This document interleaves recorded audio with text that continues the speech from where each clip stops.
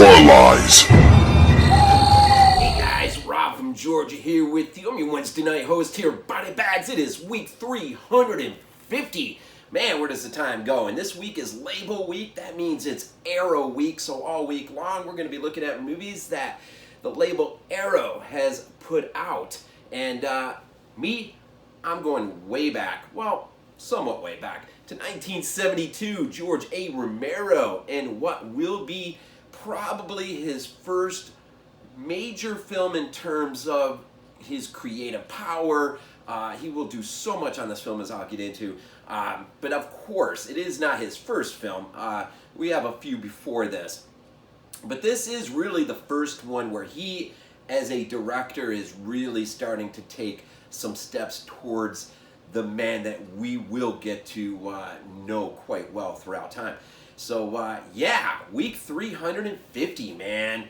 Arrow Week. So here it is. Here is my Arrow copy of George A. Romero's Season of the Witch. Again, this movie came out in 1972, and the film that will follow, of course, is The Crazies, and then we're going to go on from there.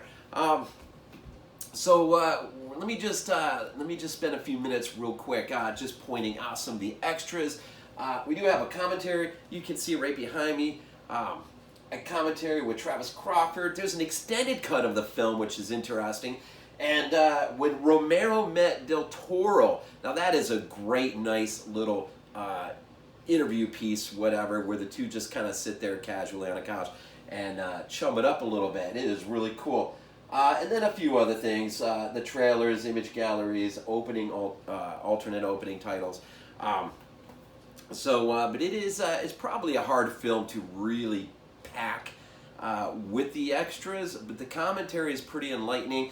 I know one thing that came out of that commentary was just the idea that if there was one film in his filmography, Romero apparently had made it pretty plain to people that he wished he could have gone back and remade this film. And looking at the film, I've only watched it twice through now. It's really too bad that he did not do that, say, somewhere up there at the time he does Monkey Shines, or maybe even up further when he does Bruiser. This would have been a very interesting piece for him to return to. But what do we got here, really, in terms of story? Really have a middle-aged housewife, and she's pretty much just tired of life, and she's got a daughter who's now in college, and she's pretty much moved on. Even though she's at home, she's pretty much moved on to bigger and better things. The husband, he's a business guy, and he's not home near as much as probably he ought to be home, and he is a bit of a domineering guy. Now, this is the interesting part, because in the beginning of the movie, so really over the course of the film, really that's sort of your setup. You really just a middle-aged housewife that's really just mentally just psychologically starting to just get weary. She's tired of her life. She wants something different, and what she has just is not delivering anymore, if it ever did. And so right at the beginning, we're introduced to some of these ideas via dream, and the dream sequences will continue throughout the film. But we're initiated in sort of her inner deeper feelings. There's the dream sequence is kind of weird, but you see images like her husband putting a dog collar around her, dragging her around. She's put into a dog cage. There's a sequence when one of the other wives, her friends, her husband is basically he's in the dream, but he's basically acting as a tour guide of her own home, pointing things out to her, things that she already knows, but reminding her, this is the kitchen, this is that, and this, and that, and this. And then, so you just kind of get this idea that at least within her, her dreams, she feels very distant from what she has. Now, it is a suburban home. They seem to have money. They seem to have pretty much everything that they could have. Now, isn't this a running theme George Romero will take up on in Dawn of the Dead on a much larger scale? This idea of capitalism, the lesser aspects of capitalism and what can happen to us because of materialism and whatnot. She seemingly has everything. Now, you get this really harsh sort of dream, initially, but as you go through the film, the husband never really lives up to, at least in day-to-day real life, he never really lives up to the dream sequence. And so you're really sort of bracing for some harsh stuff, and it just never comes. Now, there's a moment when he does slap her. It's out of frustration. There's circumstances happening, and he's sort of at his wit's end, and he's starting to blame her a bit. So these are things, you just start to wonder over the course of the film how much is really, how legitimate of a moral ground does she have to stand on in terms of her wanting just to get out of this situation. Now, she, her and her friends, they're having a bridge party, whatever.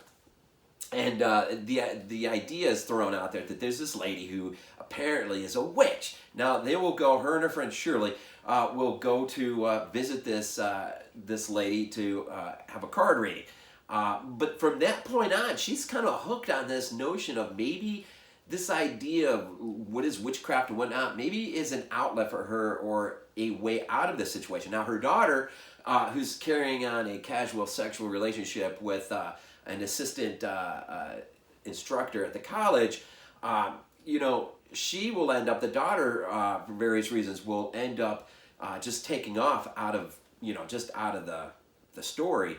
And so what she will do is when she starts kind of getting into this witchcraft stuff, she will test it out. And she actually conjures up, I guess, like a potion, so to speak, in a way she's able to manipulate, or at least she believes she's manipulating this young college instructor to basically hit up for a one-night stand.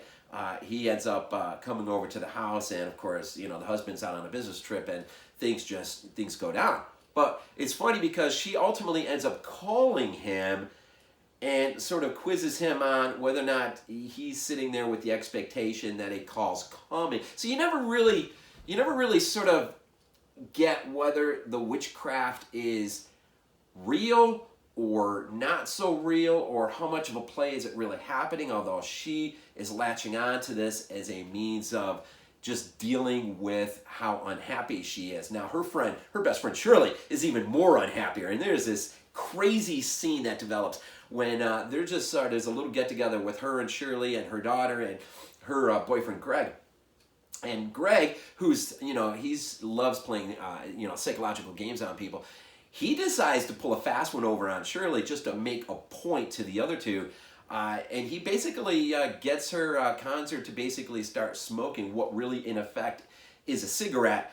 But he's got it wrapped up, whatever, as though it's a doobie, right? And so she thinks she's having her first hit of marijuana, and so she just starts coming apart. And I'm telling you, as an actor, man, and Muffly, man, there's sequences in here where she just, man, that in particular, she really does just a crazy great job. Now, Jan White, who plays Joan, she's the wife. She begins just like, when you're first introduced to her in the dream sequence, and as the film continues to move on, and she becomes, I guess, in her mind, and we see or believe she's becoming liberated from this life. She will become stronger and stronger, more confident, and by the time the film ends, even though it ends on a very, very tragic note, you're not sure exactly if she intentionally, methodically had planned this stuff out, or the witchcraft she's into, this dream, these dreams that just keep on getting worse. She starts dreaming that there's an intruder that begins to attack her house, and you're not sure if this is just something in her subconscious. Maybe it's something loosed via the witchcraft that she's involving herself in. But these dreams begin to escalate throughout the film, and by the time we near the climax of the film, a pretty sad tragedy suddenly just unfolds before us. But what comes out of that is, I guess, in a sense, her own liberation, but at what price, I guess. And I think Romero's, I mean, he's pointing out a lot of things here, and I think he's asking a lot of questions that he'll continue to ask with a lot of his films throughout his career. God bless him, and we miss him so dearly. And I really wonder what he would have done with this had he got a chance to go back and actually remake this film. I was thinking the film, films like The Witch come to mind, The Legacy come to mind, certain just aspects, but The Invitation, and how that film, if you've seen The Invitation, how that film ultimately ends. It would not shock me at all if Romero had a chance to remake this film, if he would not have beat those filmmakers to the punch and done something on an equally disturbing level in terms of how the film ultimately could have ended versus how the film does end. Now, this is 1972, so it really does carry the weight of the decade that it's rooted in. Sometimes people have a hard time with that. Sometimes films seem to lift themselves up out of the decade, and we don't really think too much, like Jaws, or which is 75, but you really don't think too much, at least I don't, that this is a 70s era film. But The Witch you put in, and even The Crazies to a point, it feels its decade. It really, really feels. But man, George Romero, man, he not only directed, he wrote, he shot this film, he edited this film. It's an amazing early piece of work that you really need to give a chance and check out. And whether it's Arrow or some means of streaming it or whatnot, an earlier release. The Arrow's pretty cool for the commentary. And of course, you got the interview with Del Toro, which is really super cool to watch those two interact for a bit. And there's a few individuals here via the special effects and makeup that will actually be carryovers up through The Crazies, even Creepshow, even Day of the Dead, actually. But yeah, it is an interesting movie. And it's one of those movies that, you may watch it through first time and you may just be kind of like, okay. But then like the next morning you wake up, man, this movie's still working on you. And you're like, start thinking through like, dang, that's really sort of messed up. And so it's kind of like one of those films, at least it was for me. So in week 350, man, it is Arrow week. And I am so stoked to check out the rest of the reviews as they unfold before us this week. And in the age of continued lockdown, perhaps, I know a lot of states are starting to open up now. And but if you're outside this country, whatever your situation may or may not be, all my hopes and prayers go out to you, your families. Stay healthy during this pandemic as we now find ourselves getting into the summer. And with that, the anticipation that some semblance of a football season, we hope, will be here, and hopefully life.